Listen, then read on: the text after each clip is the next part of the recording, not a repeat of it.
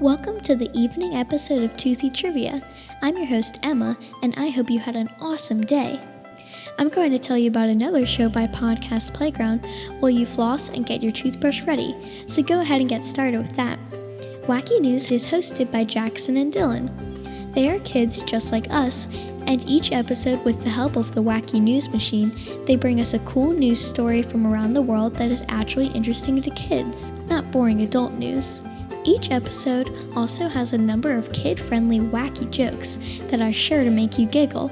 If you subscribe to Wacky News, you will always get the latest episodes and can impress your friends with cool stories and funny jokes on the bus, at school, during lunch, or whenever you want.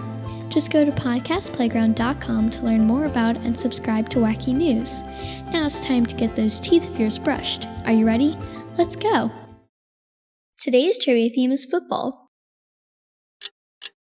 On Super Bowl Sunday, pizza delivery drivers get into more accidents than any other day of the year. Domino's alone delivers 11 million slices of pizza on Super Bowl Sunday. During Super Bowl halftime, there are an estimated 90 million toilet flushes. That's the same as 180 million gallons of water flowing at once, or the equivalent of 3.5 minutes of flowing water on the Niagara Falls. The first game of football was played in 1869 when McGill University played Yale. McGill won the game 6-4. Here's a fun question to quiz your parents with. How many lace holes are there on an NFL football? 16. The Super Bowl trophy cost $25,000.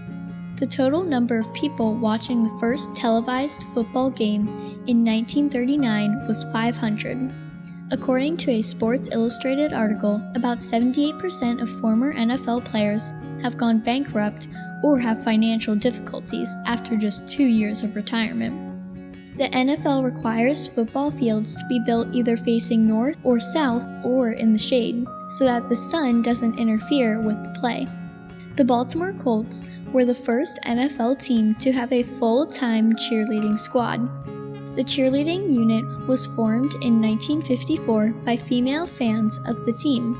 No network footage exists of the first Super Bowl. According to rumor, a soap opera was recorded over the tape. Players were not required to wear helmets in the NFL until 1943. The cost of purchasing an ad to play during the Super Bowl is pretty high.